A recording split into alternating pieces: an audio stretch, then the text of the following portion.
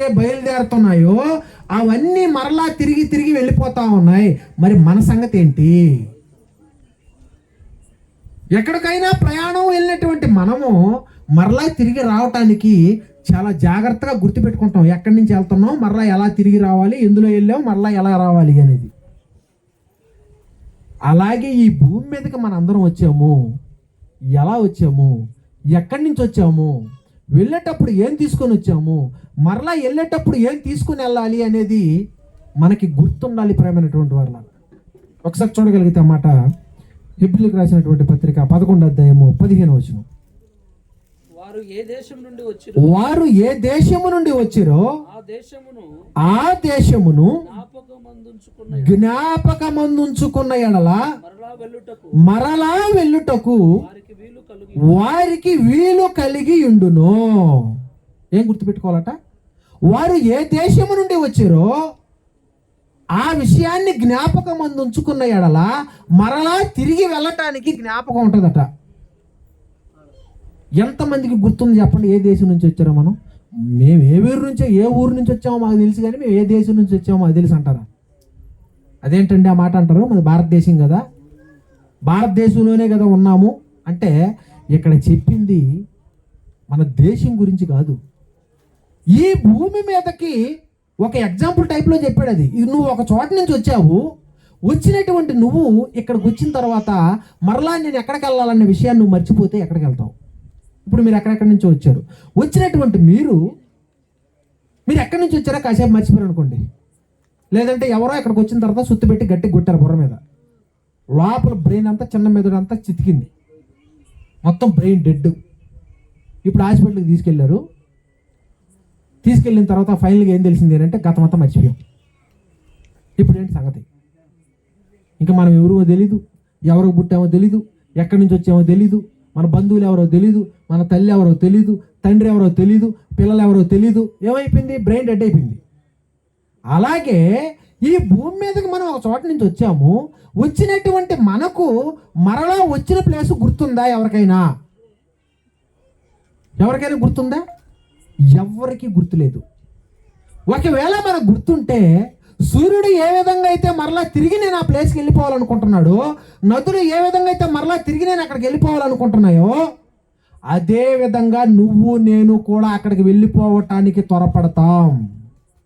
అది భూమి మీద జరగట్లేదు. కేవలం నేను తినడానికే పుట్టాను, కేవలం నేను ఇల్లు కట్టడానికే పుట్టాను, ఇదిగో నేను కేవలం అదిగా ఎవరెస్ట్ మీద ఒక జెండా బాతడానికే పుట్టాను, లేదంటే ఇదిగో నేను కేవలం ఒక ఐఏఎస్ అవ్వడానికే పుట్టాను.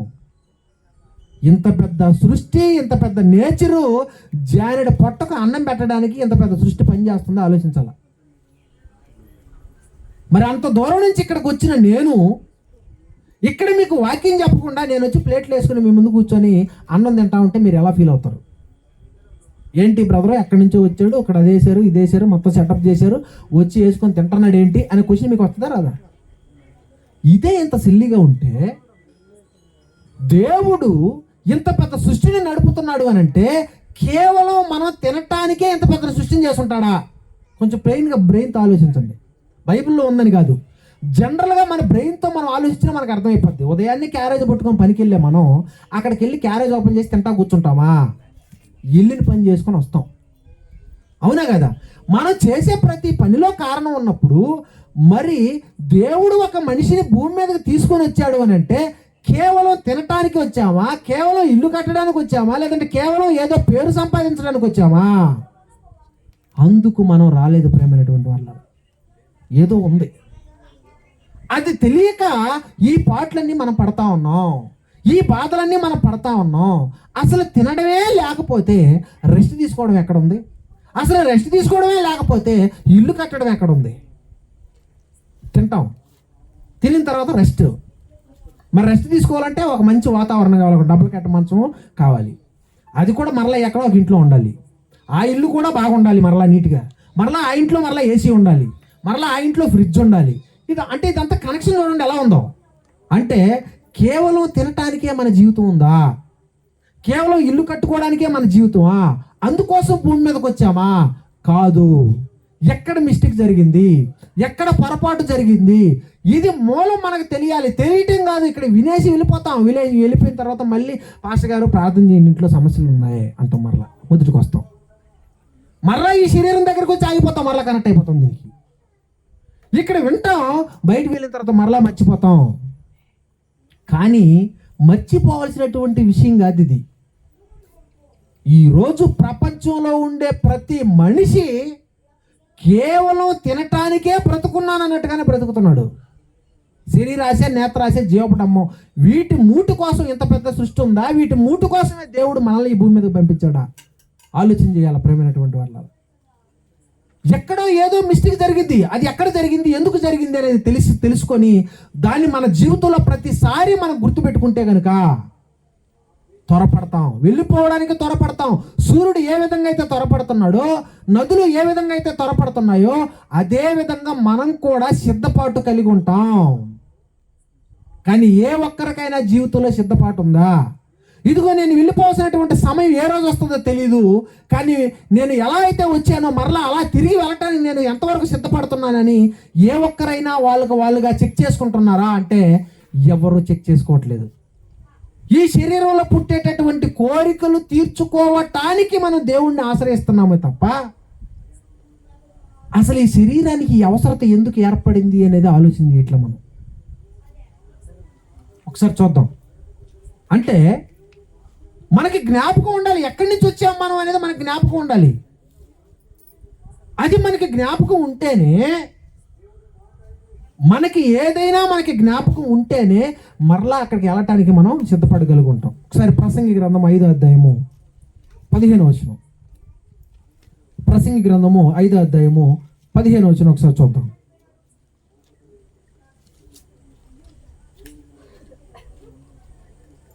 చదువుతారు ఎవరన్నా? వాడు ఏ ప్రకారముగా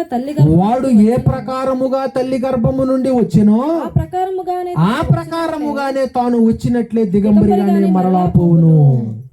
తాను ప్రయాసపడి చేసుకునే దానిలో ఏదైనాను చేత పట్టుకుని పోడు. తల్లి గర్భంలో నుంచి వచ్చేటప్పుడు భూమి మీద నేను ఫస్ట్ క్లాస్ చదవాలి, సెకండ్ క్లాస్ చదవాలి, 10th అయిపోగానే ఇదిగో పలానా డిగ్రీ చేయాలి, పలానా పీజీ చేయాలి, పలానా పిహెచ్డీ చేయాలి, పలానా ఐఏఎస్ అవ్వాలి, లేదంటే ఇంజనీర్ అవ్వాలి అని తల్లి గర్భంలో ఉన్నప్పుడు ప్లాన్ చేసుకుని వచ్చామా? తల్లి గర్భంలో మనం ఉన్నప్పుడు మనం భూమి మీదకి వచ్చిన తర్వాత నేను కష్టపడి ఆహారం సంపాదించుకొని తినాలి, ఇల్లు కట్టాలి, ఏదో చేయాలి అని తల్లి గర్భంలో ఉన్నప్పుడు ప్లాన్ ఏమైనా ఉందా? లేదు. మరి భూమి మీదకి రాగానే ఆ ప్లాన్ అప్లై అయిపోతుంది మనకి. అంటే ఎక్కడ మిస్టేక్ జరిగింది? తల్లి గర్భంలో మనం ఉన్నంతసేపు మనకు తెలియట్లేదు. ఎప్పుడైతే తల్లి గర్భంలో నుంచి భూమి మీదకి అడుగు పెట్టామో తల్లి ఒడిలో పెరిగే కొద్దీ మన చెవికి కొన్ని వినపడుతున్నాయి. చెవికి కాదు, తల్లి గర్భంలో ఉన్నప్పుడే వినపడుతున్నాయి. ఏమి వినపడుతున్నాయి? బ్రతకాల. ఎందుకు బ్రతకాలో తెలియదు. తల్లి గర్భంలో ఉన్నప్పుడే వినపడుతున్నాయి, బ్రతకాలి. అది ఎందుకు బ్రతకాలి అది వినపడట్లేదు. ఎందుకు బ్రతకాలో వినపడట్లేదు, ఎక్కడి నుంచి వస్తున్నామో వినపడట్లేదు, మరలా ఎలా వెళ్ళాలో వినపడట్లేదు. ఏం వినపడుతున్నాయి అంటే చదవాలి, కష్టపడాలి, సంపాదించాలి, పేరు సంపాదించాలి, ఇది సంపాదించాలి, అది సంపాదించాలి, నలుగురు చూసి 4 రాళ్ళు వేయాలి. ఇది వినపడుతుంది. కానీ దీనికోసం ఈ ప్రాసెస్ జరుగుతుందా అంటే లేదు. తల్లి గర్భంలో నుంచి వచ్చేటప్పుడు ఎలా వచ్చామంట? జీన్స్ ప్యాంట్ వేసుకొని రాలా. తల్లి గర్భంలో నుంచి మనం వచ్చేటప్పుడు ఎవరు కూడా ఏదో ప్లాన్తో రాలేదు. అందరం దిగంబరులుగానే వచ్చాము. మరలా తిరిగి ఎలా వెళ్ళిపోతాం? మనం ఎన్ని సంపాదించినా అదే ఇక్కడ రాయబడింది. ప్రయాసపడి సంపాదించినటువంటి దానిని ఏదైనాను చేత పట్టుకొని పోవంట. అంటే ఏదైనా తీసుకొని వస్తే కదా చేత పట్టుకుపోవడానికి. అసలు తల్లి గర్భంలో నుంచి వచ్చేటప్పుడు మనం ఏమీ తీసుకొని రానప్పుడు మరలా ఏదైనా ఎలా పట్టుకెళ్ళలేం. అంటే ఎక్కడ పొరపాటు జరిగింది అని అంటే ఇలా వెనక్కి వెళ్ళిపోతే, తల్లి గర్భాలను దాటుకుంటూ వెళ్ళిపోతే, ఇదిగో నేను మా అమ్మ గర్భంలో నుంచి వచ్చాను, మా అమ్మ గర్భంలోకి రాకముందు మా నాన్నలో ఉన్నాను, మా నాన్నలోకి రాకముందు మా తాతలో ఉన్నాను, అలా వెనక్కి వెళ్ళిపోతే మనం అందరం ఆదాములోకి వెళ్ళిపోతాం. ఇప్పుడు అందరూ ఎక్కడి నుంచి వచ్చారు అని అంటే ఆదాములో నుంచి మన అందరం వచ్చాము. ఇప్పుడు ఆదాము ముందు ఎలా ఉన్నాడు అనేది మనం చూడగలిగితే అసలు ఈ తినేటటువంటి ప్రాసెస్, తినాలి, ఏదో సాధించాలి, ఏదో చేయాలి అనేటటువంటి ప్రాసెస్ ఇదంతా రావటం వల్లనే భూమి మీద ఇదంతా జరుగుతూ ఉంది. సింపుల్ లాజిక్ చెప్తా మీకు. సింపుల్ లాజిక్ ఏంటి అంటే, మనం బ్రతకాలి అని అంటే గాలి పీల్చాలి, నీరు తాగాలి, ఆహారం తినాలి, అవునా కదా? ఇప్పుడు ఇవన్నీ జరగాలి అని అంటే డైరెక్ట్గా భూమిలో నుంచి పండించేటటువంటి ఆహారము మనము తిని మనము బ్రతకాలి, అంతేనా? ఫైనల్గా భూమిలో నుంచి వచ్చేటటువంటి ఆహారం తినే మనం బ్రతకాలి. ఇప్పుడు ఈ ఆహారం తినడానికి మనం ఏం చేస్తున్నామనంటే 25 సంవత్సరాలు కష్టపడి చదువుతున్నాం, తర్వాత జాబ్ సంపాదిస్తున్నాం, తర్వాత డబ్బులు సంపాదిస్తున్నాం, ఆ డబ్బులు తీసుకెళ్ళి కొట్లోకి వెళ్ళి బియ్యం కొనుక్కుంటున్నాం. అంటే ఇప్పుడు డైరెక్ట్గా నువ్వు బ్రతకడానికి భూమిలో డైరెక్ట్గా విత్తనాలు వేసి పండించుకొని తినొచ్చు కదా. దీనికోసం మరలా ఎందుకు డైరెక్ట్గా 25 సంవత్సరాలు కష్టపడి చదివి ఉద్యోగం చేసి డబ్బులు సంపాదించి ఆ డబ్బులతో వెళ్ళి కొనుక్కొని ఎందుకు తింటున్నావు? ఆలోచించారు ఎప్పుడైనా ఆలోచించారా? ఇలా ఎవరు ఆలోచించరు. అంటే డైరెక్ట్గా పండించుకొని తినేటటువంటి ప్రాసెస్ ఉండగా దాన్ని ఎందుకు మరలా ఒక సర్కిల్లో ఎటో తిప్పుకొని లాంగ్లో మనం తిప్పుకొని వస్తున్నాం దాన్ని. ఏంటి ఇదంతానంటే ఎక్కడో ఏదో పొరపాటు జరిగింది. ఏం జరిగింది అంటే దేవుడు అనేటటువంటి ఆయన పరలోకములో ఒంటరిగా ఆయన ఉన్నప్పుడు, ఈ భూమి లేకముందు, మనం ఈ భూమి మీదకి రాకముందు పరలోకములో దేవుడు అనేటటువంటి ఆయన ఒంటరిగా జ్ఞానవంతుడుగా ఆయన ఉన్నప్పుడు ఏం జరిగింది అని అంటే, ఆయనకు నాలాంటి పిల్లలు కావాలి, నాలాంటి జ్ఞానవంతులు కావాలి, నాలాంటి వారే కావాలి అని ఆయనకు ఒక కోరిక కలిగింది.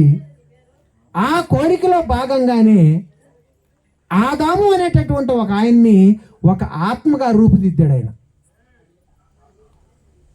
అలా రూపుదిద్దిన తర్వాత ఒక చిన్న పరీక్షలాగా, ఇదిగో నువ్వు జ్ఞానవంతుడు గనుక ఇదిగో నీకు ఒక పని ఇస్తున్నాను, ఇదిగో నేను చెప్పినట్టుగా నువ్వు ఉండాలి, ఇదిగో ఇది గనక నువ్వు కానీ చేస్తే గనక నాకు నచ్చదు, ఇది నువ్వు తింటే గనక చచ్చిపోతావు అని ఒక చిన్న టెస్ట్ పెట్టాడు ఆయన.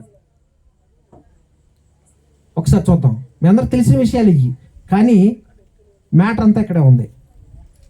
పొరపాటు జరిగింది ఇక్కడే. ఈరోజు మనం ఇన్ని అనుభవించడానికి కారణం ఏంటంటే ప్రారంభంలో మూలంలో జరిగినటువంటి పొరపాటు. అది తెచ్చుకున్నది ఎవరు అని అంటే మనమే. మనం చేసుకున్నటువంటి పొరపాటే. ఈరోజు ఒక మనిషి చనిపోతున్నాడు అని అంటే కారణం ఏంటి? ఒక మనిషి ఇన్ని బాధలు పడుతున్నాడు అని అంటే కారణం ఏంటి? ఈ జీవితంలో 60-70 సంవత్సరాల జీవిత కాలంలో ఈ భూమి మీద బ్రతకడానికి ఇంత ప్రయాసపడుతున్నాడు అని అంటే కారణం ఏంటి అని అంటే అది దేవుడు చేసింది కాదు, మన చేతులారా మనమే దేవుడు చేయొద్దన్న పని చేసి ఆ సమస్యను మనమే కొని తెచ్చుకున్నామని ఎంతమందికి తెలుసు? ఇప్పుడు ఒక వ్యక్తి ఉన్నాడు, దొంగతనం చేశాడు, చేసినటువంటి ఆ వ్యక్తి జైలుకి వెళ్ళాడు, జైలు నుంచి కోర్టుకు వెళ్ళాడు, కోర్టుకు వెళ్ళిన తర్వాత కోర్టు ఏం చేసింది అని అంటే శిక్ష వేసింది. ఇప్పుడు ఆ వ్యక్తి ఏం ఫీల్ అవుతున్నాడు అని అంటే నాకు శిక్ష వేసింది ఇదిగో ఈ ప్రభుత్వం అనుకుంటున్నాడే తప్ప నేను తప్పు చేయటం వల్ల ఈ శిక్ష తెచ్చుకుంది నేనని ఆలోచించట్లా. ఈరోజు మనం చేసే పొరపాటు కూడా అదే. మనము సమస్యను తెచ్చిపెట్టుకొని దేవుడు చేయొద్దన్న పనిని చేసి సమస్యలన్నీ కొని తెచ్చుకొని మరలా మనం ఏమంటున్నామంటే దేవుడు నాకెందుకు ఈ కష్టాలు ఇచ్చాడు, దేవుడు నాకెందుకు ఈ బాధలు ఇచ్చాడు అనే పరిస్థితికి వచ్చాం. అంటే ఇవన్నీ తెచ్చుకున్న మనమేనా? ఎవరికైనా తెలుసా? కరెంటు బోర్డులు ఏలు పెట్టొద్దు అన్నాం, పెడితే షాక్ కొడుతుంది అన్నప్పుడు దాంట్లో ఏలు పెట్టి షాక్ కొట్టించుకొని బాడీ అంతా నల్లంగా బూడిదలాగా మాడిపోయిన తర్వాత చివరిగా ఆ బోర్డు ఎవరు పెట్టారంటే ముందే చెప్పాడు కదా దేవుడు, నువ్వు అందులో ఏలు పెడితే నీకు షాక్ కొడుతుంది, నువ్వు పెట్టొద్దు, నువ్వు అసలు దాని జోలికి వెళ్ళొద్దు, దాన్ని టచ్ చేయొద్దు నువ్వు అని చెప్పాడు ఆయన. నీకేంటి ప్రాబ్లం? నీకు వచ్చిన ప్రాబ్లం ఏంటి? నీకు వచ్చిన నష్టం ఏంటి? ఆయన టచ్ చేయొద్దు అన్నాడు కదా నిన్ను. అప్పటికి నువ్వు దేవుళ్ళలాగే ఉన్నావు, అప్పటికి మనం దేవుళ్ళలాగే ఉన్నాం, దేవుళ్ళలాగే తెలివి కలిగిన వాళ్ళగా ఉన్నాం, దేవుళ్ళలాగే మహిమగా ఉన్నాం, దేవుళ్ళలాగే ఆత్మగా ఉన్నాం. అసలు ఈ బాధే లేదు, అసలు ఈ భూమే లేదు. ఆయన ఒక లోకంలో పెట్టుకున్నటువంటి పరీక్షకు మనకి జ్ఞానం ఉంది కనుక దేవుడు చెప్పిన మాటకు వ్యతిరేకంగా మనం చేయటం మూలాన తెలియకుండానే ఏం జరిగిపోయింది అంటే దేవుడు తెలియకుండా కాదు, తెలిసే చేసాం. తెలిసి చేసాం. షాక్ కొడుతుంది అని చెప్పినప్పుడు మనం దాన్ని టచ్ చేయకూడదు.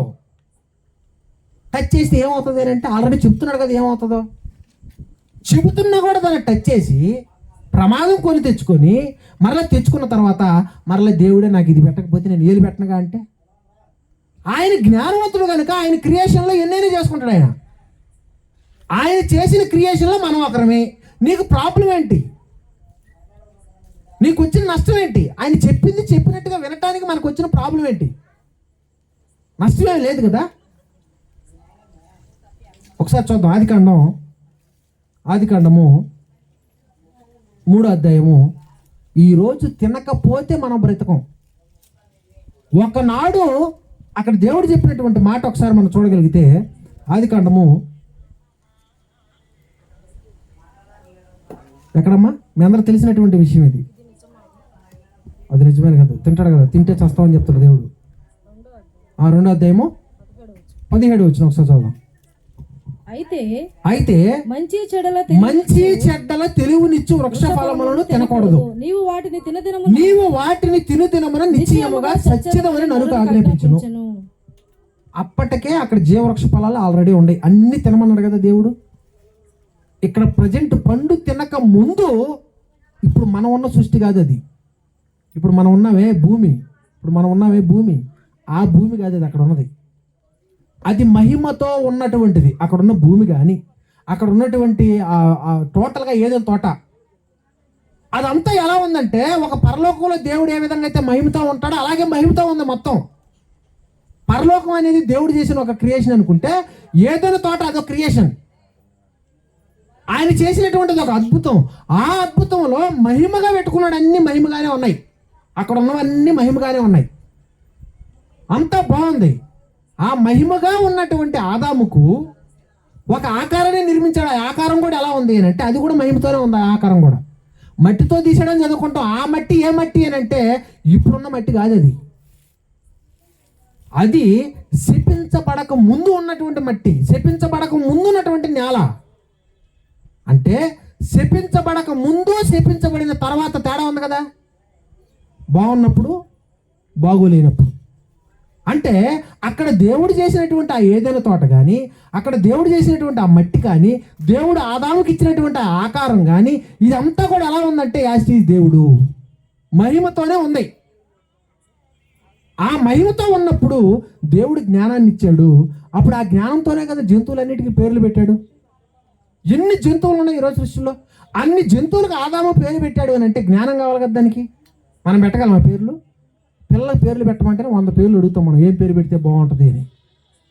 పాస్టర్ గారు మా బాబుకి పేరు పెట్టనంటే మనం ఎక్కడెక్కడో పేపర్లో అయ్యి తిరగేసి ఒక పిల్లవాడికి పేరు పెట్టడానికి ఎంతో ఆలోచిస్తాం పేరు పెట్టడానికి.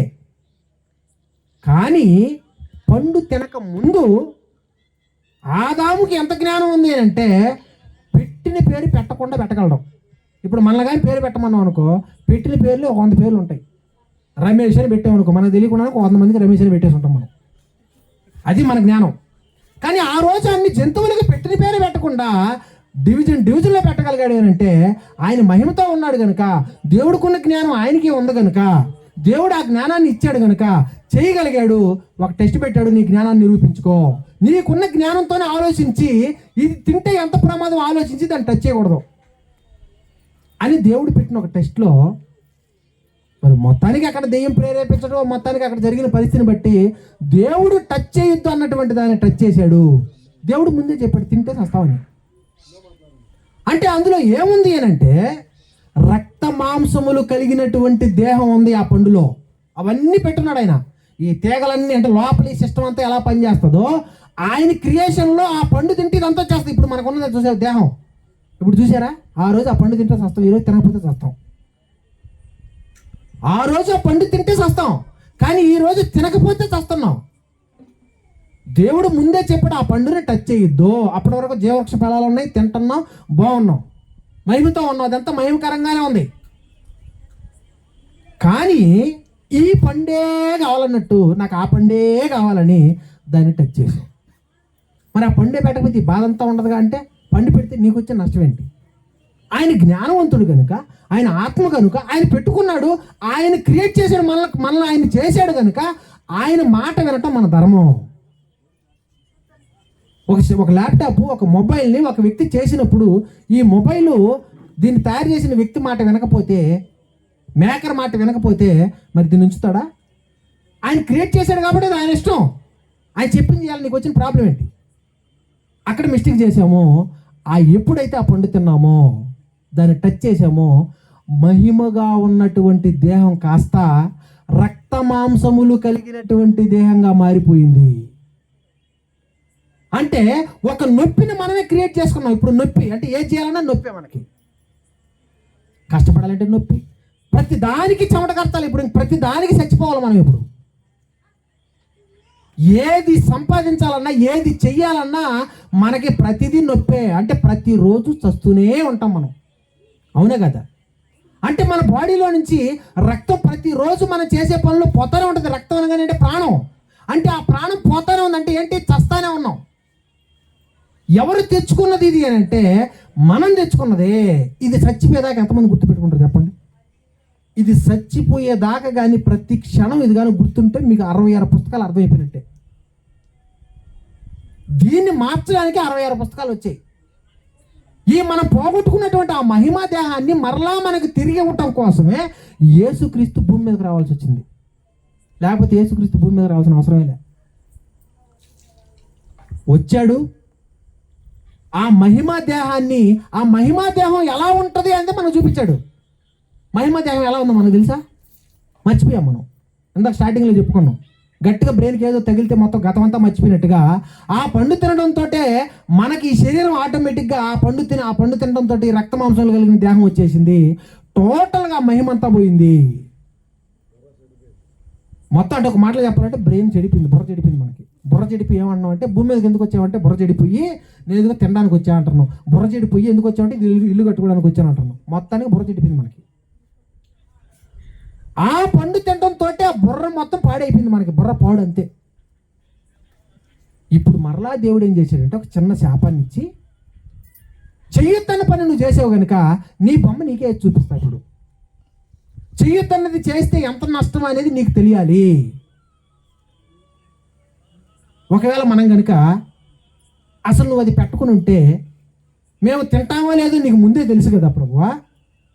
మరి తెలుసు కాబట్టి నీకు ముందే మరి నీకు నువ్వే మరి మంచిగా బ్రతికే వాళ్ళందరినీ ఎలా పంపించేసి చెడగా బ్రతికే వాళ్ళందరూ ఎలా పంపించేసి కదంటే మనం ఏమంటామంటే లేదు నీకు నువ్వే ఊహించుకుంటావు. ఏంటి నువ్వు అసలు చేయకుండానే పండు పెట్టకుండానే నువ్వే అనేసుకొని ఇప్పుడు దేవుడు అన్నాడు అనుకో, పండు పెట్టకుండా ఆయన ఇమాజినేషన్లో దేవుడు అనగానే భవిష్యత్తు ఊహిస్తాడు కదా. ఆయన ముందే అనేసుకొని ఇదిగో నాకు పండు పెట్టాను, ఆ పండు ఆదాము నువ్వు తిన్నావు కాబట్టి ఇదిగో నీకు శాపం ఇచ్చేసాను అని చెప్పి శాపం ఇచ్చాడు అనుకో. అప్పుడు ఆదాం ఏమంటాడు చెప్పండి?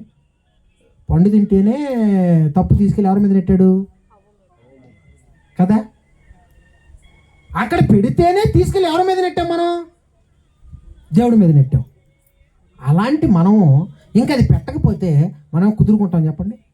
అందుకనే మన బొమ్మ మనకే చూపించడం కోసం, మనకు చూపించడం కోసం అది పెట్టాడు. మొత్తానికి ఈ ఎఫెక్ట్ అంతా కొట్టింది మనకి. ఇప్పుడు ఏం చేయాలా? మరలా ఇంకో టెస్ట్ పెట్టాడు. సరే ఫస్ట్ తప్పు చేసావు కాబట్టి చిన్న ఫైన్ వేసాను, నీకు చిన్న ఫైన్ వేసాను కాబట్టి నువ్వేం చేస్తావంటే మరలా తప్పు చేయకుండా ఇక మీదట నీకు అన్ని జీవవృక్ష ఫలాలు ఫ్రీగా వచ్చాయి కదా, ఇక మీద నీకు జీవవృక్ష ఫలాలు కూడా రావు.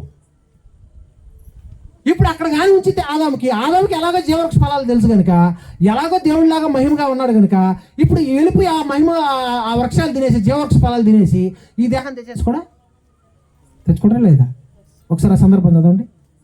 అక్కడ రాయబడింది అది కూడా ఆదికాండంలోనే 3వ అధ్యాయం అనుకుంటా. పండు తింటాడు. తిన్న తర్వాత ఏమైంది? 17 వచ్చిన 3వ అధ్యాయం 17 వచ్చిన. పండు తిన్న తర్వాత ఏం జరిగిందంటే ఆయన ఆదాముతో నీవు నీ భార్య మాట విని తినవద్దని నేను నీకు ఆజ్ఞాపించిన వృక్ష ఫలము తింటివి గనుక నీ నిమిత్తము శపింపబడి ఉన్నది. అంటే అప్పటి వరకు నేల ఎలా ఉంది? అప్పటి వరకు నేల ఎలా ఉంది? బాగుంది, అంత మహిమతోనే ఉంది. ఎప్పుడైతే పండు తిన్నాడో ఏమైపోయింది? మహిమగా ఉన్నటువంటి నేల కూడా ఏమైపోయింది అంటే శపించబడిపోయింది. దాన్ని పాడు చేసింది ఎవరు? అప్పుడు దాన్ని శపించేలా చేసింది ఎవరు? ఇప్పుడు దేవుడు చేశాడో మనం చేసుకున్నామా? దేవుడి మీద నెట్టకూడదు మనం. దేవుడు ముందే చెప్పాడు, ఇదిగో అది కరెంటు, అది నేను ఇప్పుడు మీకు ఒక ఎగ్జాంపుల్ చెప్తా. ఒక బిల్డర్ ఏం చేసింటే ఒక పెద్ద బిల్డింగ్ కట్టి లోపల గోడలలో వైర్లన్నీ అలా అలా అలా నడిపి మొత్తానికి ఫ్యాన్లు లోపల ఏసీలు అన్నీ పెట్టి ఒక అద్భుతంగా క్రియేట్ చేశాడు. లోపలికి వెళ్ళి ఇలా స్విచ్ అలా అనగానే ఫ్యాన్లు తిరుగుతున్నాయి, లైట్లు వెళ్ళిపోయాయి, జిగలు జిగలు అంటుంది లోపల. ఇప్పుడు మరలా అలా వెళ్ళి బటన్ అలా అనగానే మొత్తం ఫ్యాన్లు ఆగిపోయాయి, లైట్లు ఆగిపోయాయి, లిఫ్ట్ ఆగిపోయింది, మొత్తం ఆగిపోయింది. అదేంటది? ఏది స్విచ్ని పట్టుకుని అలా అనగానే మొత్తం ఆగిపోయాయా అంటే కనెక్షన్ మొత్తం దానికి ఇచ్చాడు ఆయన. ఇంజనీర్ ఏం చేశాడంటే వాటి అన్నిటి కనెక్షన్ ఒకే ఒక స్విచ్కి ఇచ్చాడు. జస్ట్ ఇప్పుడు ఆ స్విచ్ నువ్వు అలా అన్నావంటే ఆన్ అవుతాయి, అలా అంటే ఆగిపోతాయి. దేవుడు కూడా మొత్తం కనెక్షన్స్ అన్ని దేనికి ఇచ్చాడంటే ఆ పండుకి ఇచ్చాడు. నువ్వు ఆ పండుని టచ్ చేసి ఉంటే మొత్తం కొలాప్స్. నీకు ముందే చెప్పాడు ఆ విషయం, ముందే చెప్పాడు. కానీ మనం చెప్పినా సరే మనం ఏం చేసాము అని అంటే మొత్తానికి దాన్ని డ్యామేజ్ చేసాం. మొత్తం ఇప్పుడు లైట్లు ఫ్యాన్లు మొత్తం ఆగిపోయాయి బటన్ అలా అనగానే.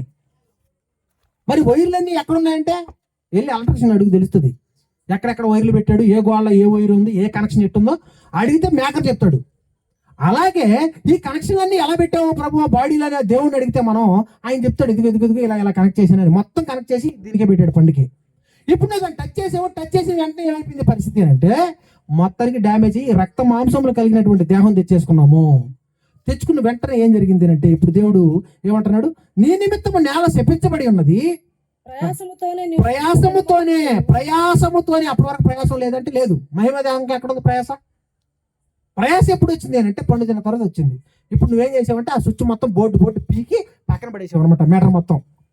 ఇప్పుడు లైట్లన్నీ ఎవడు బిగించుకోవాలి, ఇప్పుడు దాని మొత్తం ఎవరు సెట్ చేసుకోవాలి నీకు తెలియదు. వైర్లు ఎక్కడ ఉండేది తెలియదు, కనెక్షన్స్ ఎక్కడ ఉండేది తెలియదు. మొత్తానికి ఎలక్ట్రీషియన్ ఏం చెప్పాడంటే ఇదిగో మొత్తం బాగా సెట్ చేసిన అబ్బాయి, ఇదిగో నువ్వు కనుక ఏమాత్రం వాడటంలో తేడా వచ్చిందంటే మొత్తం కొలాప్స్ అయిపోతే నేను రాను అని చెప్పేశాడు. ఇప్పుడు నువ్వేం చేసావంటే అసలు ఏది ఎక్కడ ఉందో తెలుసుకుందామని మొత్తానికి డ్యామేజ్ అయింది. ఇప్పుడు ఇల్లంతా ఏమైపోయింది, చీకటి అయిపోయింది. ఇప్పుడు చీకటి ఎవరు బతకాలా, నువ్వే బతకాలి, ఎందుకంటే ఉన్నదాన్ని పాడు చేసింది నువ్వే. దేవుడు ముందే చెప్పాడు, ఓకేనా. ఇప్పుడు మన బాడీ విషయంలో జరిగింది కూడా అదే. అది తెలియకపోవటం వల్లనే మనం ఇంకా ఎక్కడో శరీర సంబంధమైన ఆలోచనలోనే ఉంటున్నాం. అసలు ముందు ఇది గుర్తున్నాం, మనకి మర్చిపోతాం. మనం సింపుల్గా పండు అనగానే మనం ఏమనుకుంటామంటే ఆ పండు ఏదో పెట్టాడు తిన్నామో ఏదో జరిగింది అంతే. అది తినటం వల్ల ఈ ప్రాబ్లం అంతా వచ్చింది మనకి. అది గుర్తుంటే మనకి బాగా బతుకుతాం మనం జాగ్రత్తగా, ఓకేనా. నెక్స్ట్ కింద చదువు. అది ముళ్ళ తుప్పలను గచ్చ పొదలను మొలిపించును, పొలములోని పంట తిందువు, నీవు నేలకు తిరిగి చేర వరకు నీ ముఖపు చెమట కార్చి ఆహారం తిందు. ఇది పంచిమెంట్, శాపం. ఇది పాదిక, శాపం పాదు. ఇప్పుడు ఒక చిన్న పనిష్మెంట్ లాగేసాడు. ఇప్పుడు మనం ఏం చేస్తున్నామంటే అసలు నేను ఇది చేయటం వల్లే నాకు ఈ బాధ వచ్చిందని గుర్తుపెట్టుకోవడం మర్చిపోయి దీంట్లో మరలా ఇంకో లూప్ క్రియేట్ చేసుకుంటున్నాం మనం. దీంట్లో మరలా రకరకాలుగా ఎలా కష్టపడి సంపాదించుకొని తినాలనే దానికి మరలా రకరకాల విద్యలు, కోటి విద్యలు.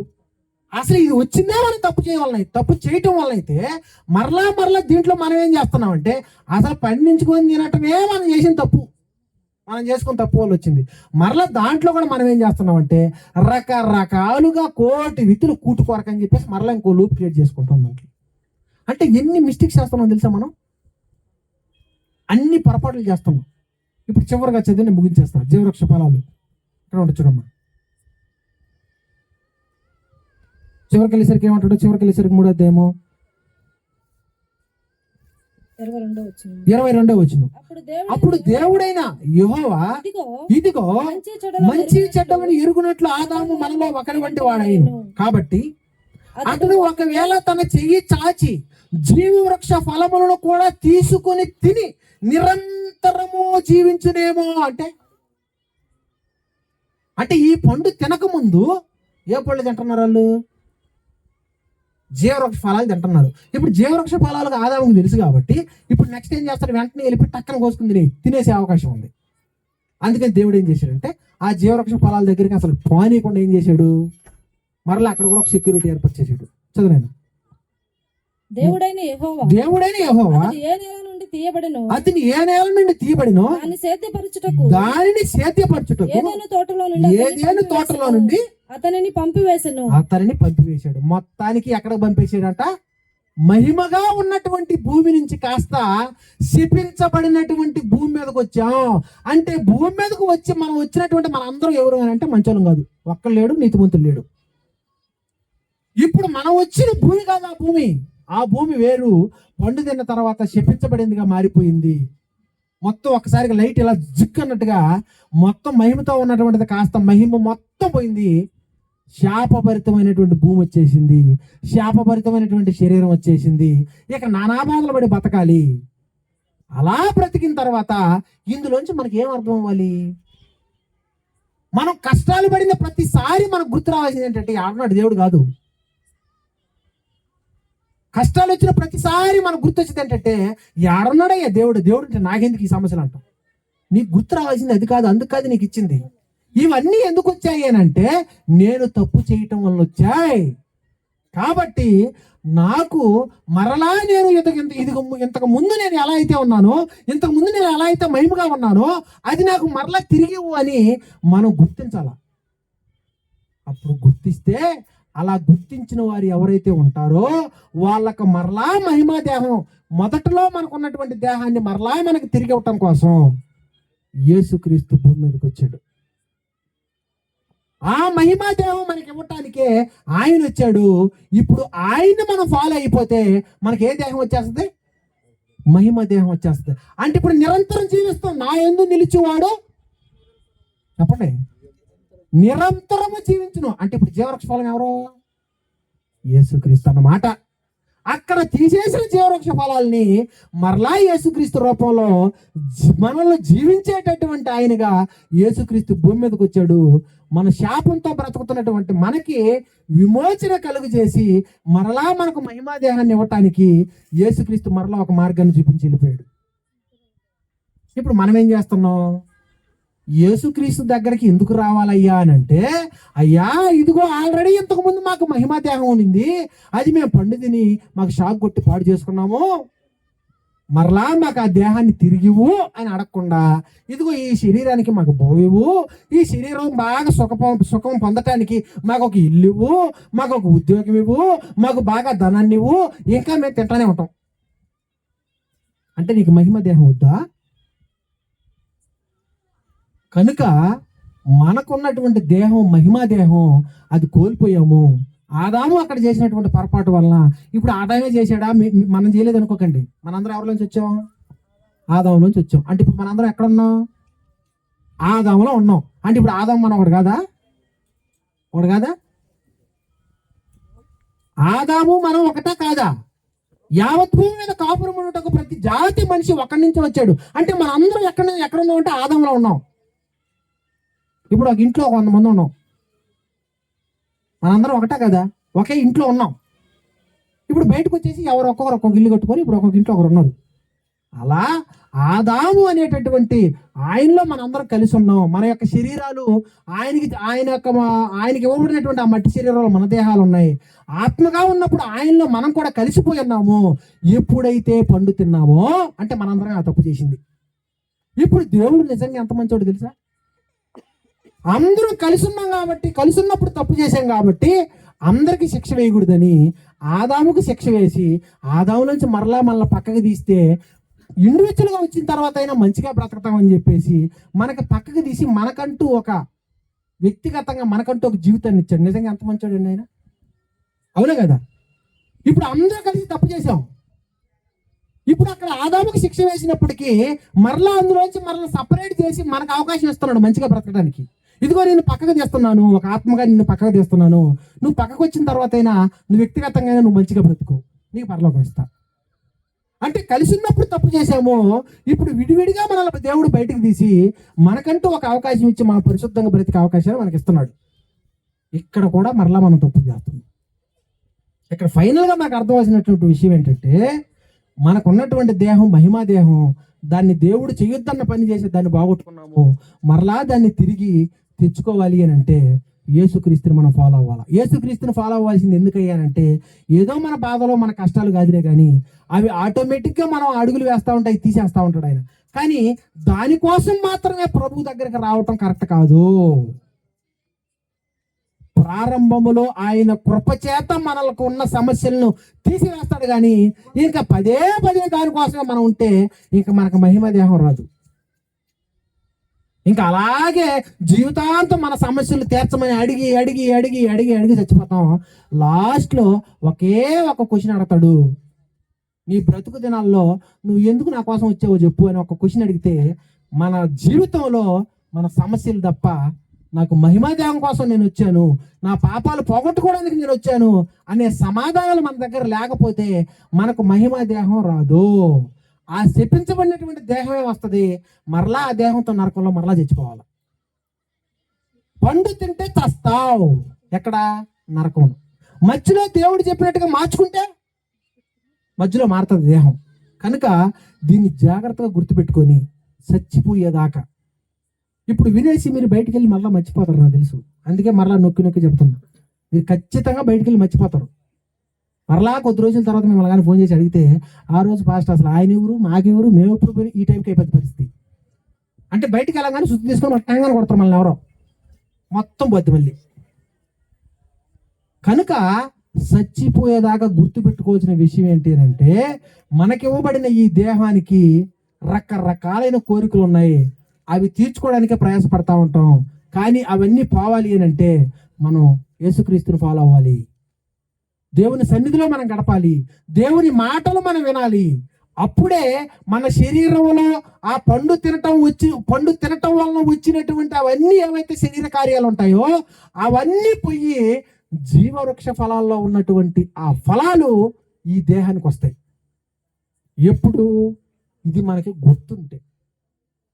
ఇప్పుడు దేవుడు ఏమంటున్నాడు అని అంటే, నువ్వు ఏ దేశం నుంచి అయితే వచ్చావో, ఎలాంటి దేహంతో అయితే నువ్వు వచ్చావో అదే దేహంతో మరలా నువ్వు తిరిగి వస్తేనే నా పక్కన నువ్వు కూర్చోగలవు పరలోకంలో. లేకపోతే ఆ రోజు పండు తిని ఆ శరీరాన్ని కొని తెచ్చుకున్నావు, అదే శరీరంతో నరకానికి వెళ్తావు, చచ్చిపోతావు. ఇది ఫైనల్ స్టేట్మెంట్. ఓకేనా? అందరికి అర్థమైంది అనుకుంటున్నా. అర్థమైందమ్మా అందరికీ? కళ్ళు మూసుకుని ప్రార్థన చేసుకుందాం. ప్రార్థన.